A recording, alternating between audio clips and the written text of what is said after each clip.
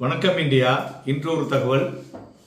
தங்கம் வெள்ளி ஏன் நேற்று வரலையும் விழுந்தது டிஸ்பைட் யூஎஸ் ஈரான் வார், அதை பற்றி தான் பார்க்க போகிறோம். இதுக்கு சில ரீசன்ஸ் இருக்கு, அதை தெரிஞ்சுப்போம். மெயினாக ஒரு 5 கீ ரீசன்ஸ் இருக்குங்க. இந்த கோல்டு சில்வர் ப்ரைசஸ் நேற்று தினம் திங்கக்கிழமை ஒரு பெரிய டென்ஷன் எஸ்கலேட் ஆனதில் ஒரு பெரிய வீழ்ச்சியை சந்திச்சதுன்னு சொல்லலாம். காரணம், குரூட் ஆயில் ப்ரைசஸ் அதிகரிச்சதுல அந்த க்ரூட் டாலர் பாண்டினுடைய பிரைஸ் இன்க்ரீஸ் ஆனதுல people are selling gold silver and going back to crude, அதுமாரி யூஎஸ் டாலர் பாண்டுங்கிற மாதிரி சொல்லிட்டாங்க. மெயினாக காரணங்களில் first one is strong US dollar. US dollar strengthen ஆகும்போது அந்த கோல்டு சில்வரில் அந்த ப்ரெஷர் வரும்.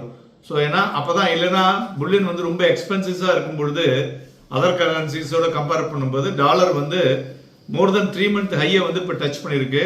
அதே மாதிரி யூஎஸ் ட்ரெஷரி ஈல்டும் பார்த்தோம்னு வச்சுங்களேன், 1 மந்த் பீக்கை டச் பண்ணியிருக்கு.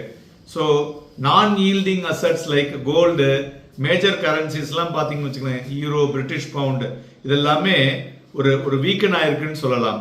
ரெண்டாவது, ரேட் கட் எக்ஸ்பெக்டேஷன் ஃபேட் ஆயிருக்குங்க. இந்த ரைசிங் க்ரூட் ஆயில் ப்ரைஸ்னால எனர்ஜி காஸ்ட் அதிகரிச்சதுனால இன்ஃப்ளேஷன் அதிகரிச்சிருக்கு இல்லையா, அந்த கன்சர்னால reducing expectation, near term interest rate cut யூஎஸ்ல இருக்காது அப்படிங்கிறது தெளிவாக இருக்கிறது.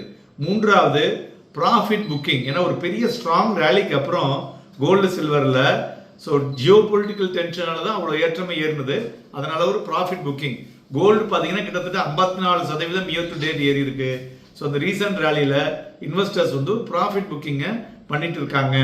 ஸோ அதனால தான் அதுவும் இறங்கணும்னு சொல்லலாம். அதுமாதிரி ஈக்விட்டி மார்க்கெட் பெரிய வீழ்ச்சியை சந்திச்சது இல்லையா, அப்போ அவங்களுக்கு லிக்விடிட்டி வேணுமே, அதுக்காக தங்கத்தை வித்துட்டு திருப்பி அதை வாங்குறதுக்கு அது உள்ள வந்திருக்காங்கன்னு சொல்லலாம். நான்காவது, சென்ட்ரல் பேங்க் கோல்டை விற்கிறாங்க அப்படின்னு ஒரு rumour.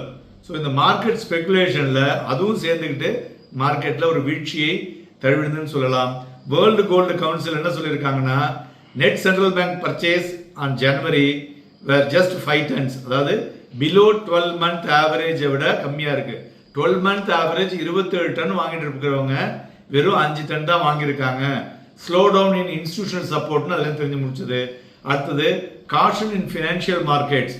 So institutions increasing market காஷன்னால இந்த பிளாக் ராக் ஃபார் இன்ஸ்டன்ஸ் அவங்க ஒரு 26 பில்லியன் HPS கார்பரேட் லெண்டிங் ஃபண்ட்லேருந்து எடுத்திருக்காங்க.